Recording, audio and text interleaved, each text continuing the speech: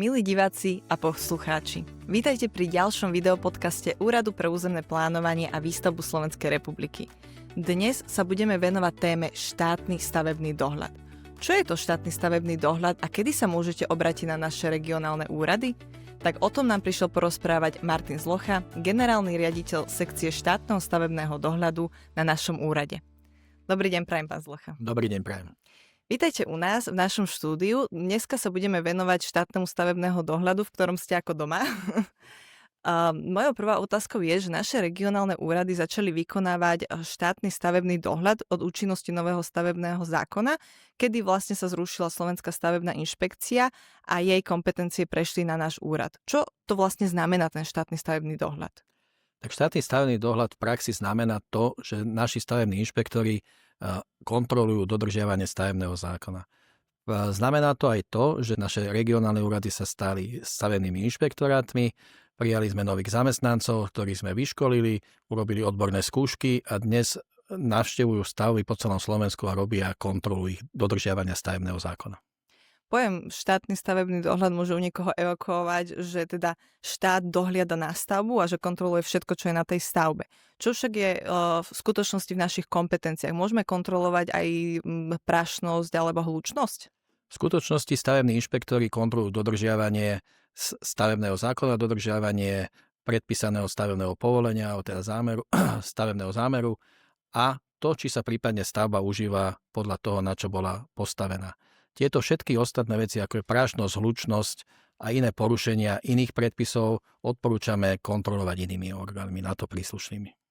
Ak naši diváci alebo poslucháči už podali žiadosť na podnet teda na výkon štátneho stavebného dohľadu v rámci nejakej veci, ktorá nespadá do našej kompetencie, tak dostanú informáciu o tom, že teda s tým podnetom majú ísť k inému orgánu, ku príslušnému? Samozrejme, my sa snažíme každý jeden podnet, ktorý k nám príde, nasmerovať priamo na regionálny úrad podľa územnej platnosti, teda kam patrí.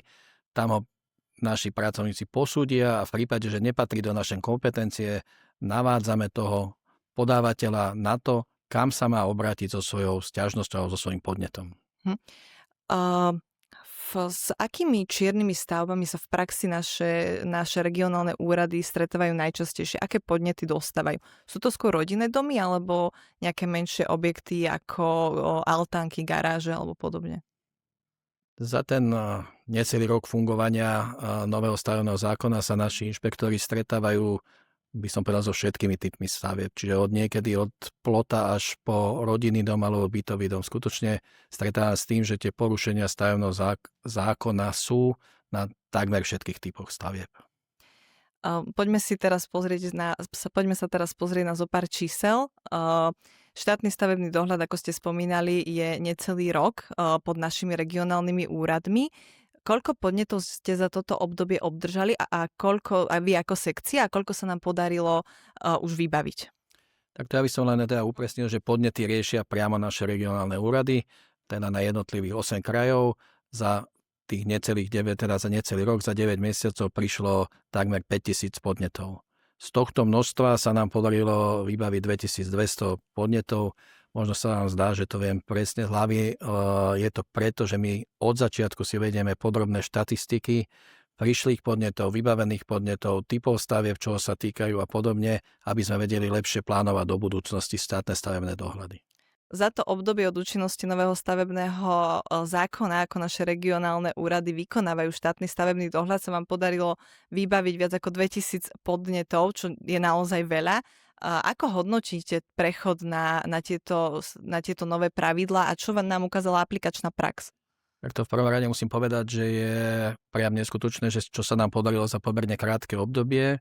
Beriem to preto, že stavebný zákon bol schválený len vo februári 2025 a my sme vlastne už od apríla začali vykonávať štátne stavebné dohľady. Znamená to, že sa nám podarilo nájsť nových ľudí po celom Slovensku ako stavebných inšpektorov, v podstate ich vyškoliť, musia mať svoju odborné skúšky a podobne a to číslo tých 2200 vybavených za 9 mesiacov je preto hodnotím veľmi pozitívne.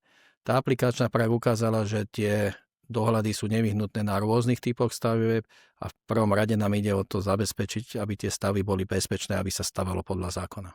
Tak veríme, že sa nám ešte minimálne raz toľko podarí vybaviť za ďalšie takéto obdobie. Teraz toľko by bolo málo, takže toho bude viac. Ďakujem veľmi pekne za rozhovor. Nech sa páči. Milí diváci a poslucháči, dnes sme sa venovali téme štátny stavebný dohľad, ktorú sme ešte nevyčerpali a budeme sa aj v našich videopodcastoch venovať aj naďalej.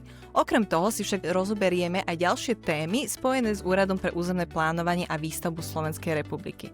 Sledujte nás na našich sociálnych sieťach, YouTube a Spotify.